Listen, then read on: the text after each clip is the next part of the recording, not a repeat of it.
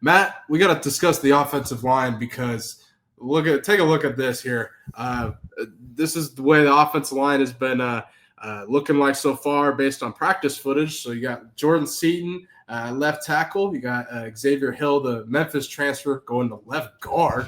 Zach McGill at center, Zy Chrysler right guard, and then Larry Johnson, the Tennessee transfer, right tackle. Matt, what is your reaction to this? You made a really interesting comparison on Twitter about the left side of the offensive line. Talk about that. Yeah, so obviously Andre Gerard is one of the coaches, the coach in my opinion, and he was part of a tight side with Dan Graham, Victor Rogers, and Andre Gerard. So, yeah, we ran for lots of yards. Victor didn't play for as long as the NFL as Dre or Dan did because of injury, but Vic was big 71, was mean as fuck and just not someone he would not. You don't fuck with Victor Rogers. Just especially when Vic was in a bad mood, just leave Vic the fuck alone. I am looking at this with their size and just ability, and I think Seaton and Hill next to each other are Vic and Dre next to each other. And I wouldn't be surprised if Dre said this is what needs to happen. Because, when Colorado brought in Wayne Lucier from Northwestern with Gary Barnett when he transferred in, it allowed CU to move Dre from center to guard. And then it allowed Dre and Vic to move together and play the right and left side. And it changed our offense drastically. So I'm telling you, man, Hill is a great player in space at tackle. You put him next to Seaton on the left side, and then you put a big tight end over there, Atkins or D'Souza or whoever. We're going to fucking smash face, bro. Miguel, we're going to talk about Zay in a second, too. The center and the right guard, I know that they're rotating a lot, getting a lot of guys in to see who's going to play there. Right tackle's locked up. As long as Big Larry's in shape, no one's taking that job from him. So I think 3 of the 5 are pretty solid. The other 2 are competing, but those are the starters, and I feel pretty good about the offensive line. I'm not going to lie. And then, this is a pretty interesting tweet right here, or DM. Steve doesn't need in-state talent. Okay, I don't necessarily agree with that, but it sure doesn't look like they need the in-state talent right now. Yeah. So, the transfer portal has done things for Colorado that you couldn't do back in the day. It's allowed Coach Prime to build this team unlike anybody else has ever built a team. So if you have the ability to just highlight as a coach, put me up there in that situation. Do I want a high school kid, regardless how good he is, or a guy like Xavier Hill that's played like 3 years and has just killed people and is potential first rounder? I'm taking Hill. I mean, what are we talking about?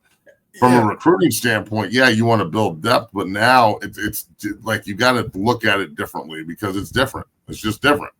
So they're controlling the transfer portal, bro. And if they can just keep plucking great players from other programs, and then they're building around one high school commit there. Yeah. Everybody else on that list is a transfer portal guy. And speaking of Big Larry Johnson here, Matt, I wanted to show you a rep out of practice here. Take a look at Big Larry Johnson at right tackle.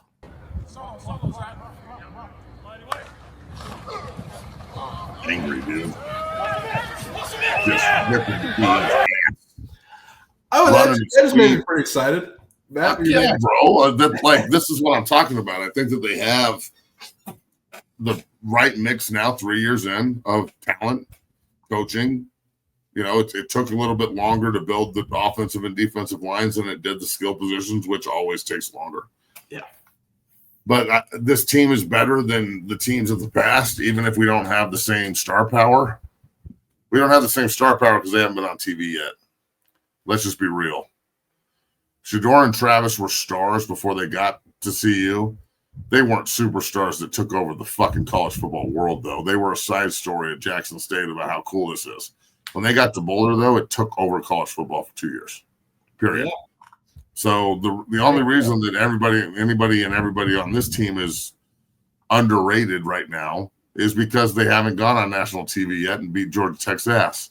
They haven't started 5-0 yet. You know what I'm saying? So they're going to be on national TV every single fucking week again, especially if and when they start winning at the clip that I think they're going to.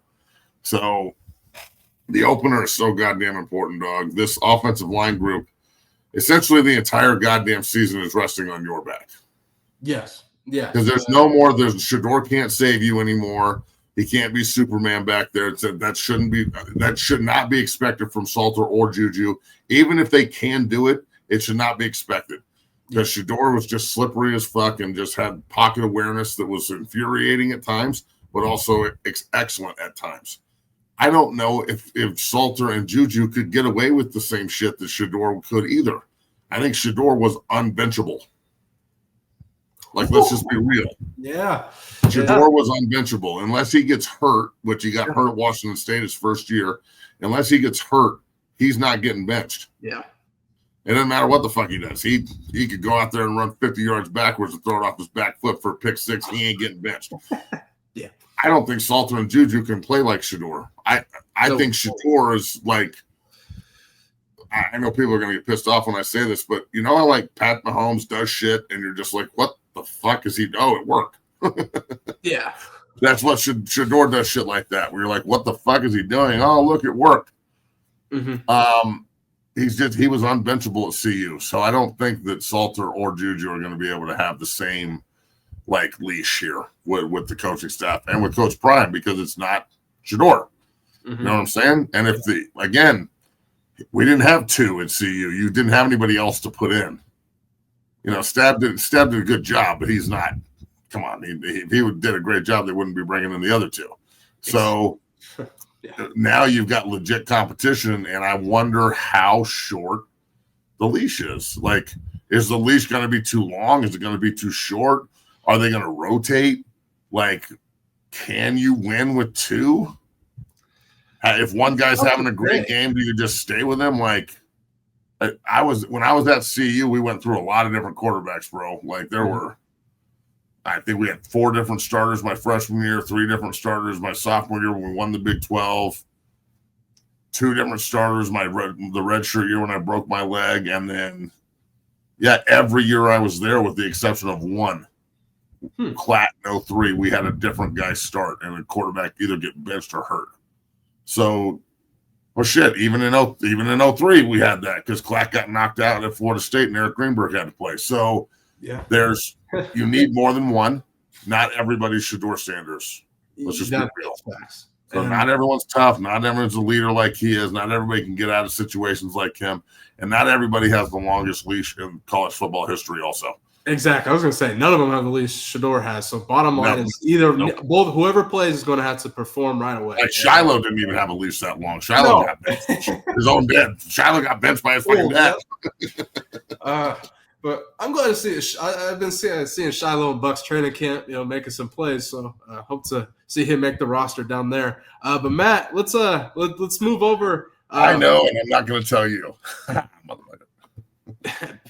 Tune in tomorrow. See where Brett Coolj goes. Just like Tropic Thunder. I know, but I don't have to tell you.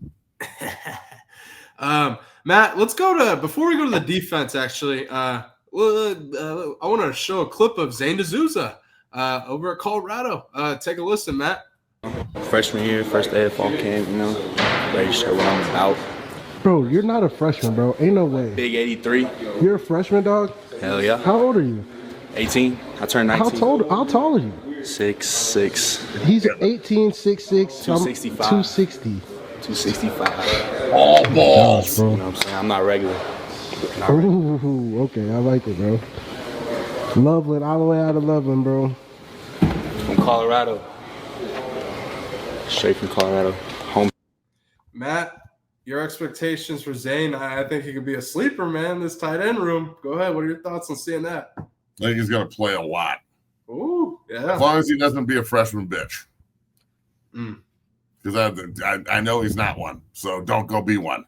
Right. You're not normal. You're not a normal freshman. You're right. You're different. You're a fucking Dungeon family, bro. Go act like it.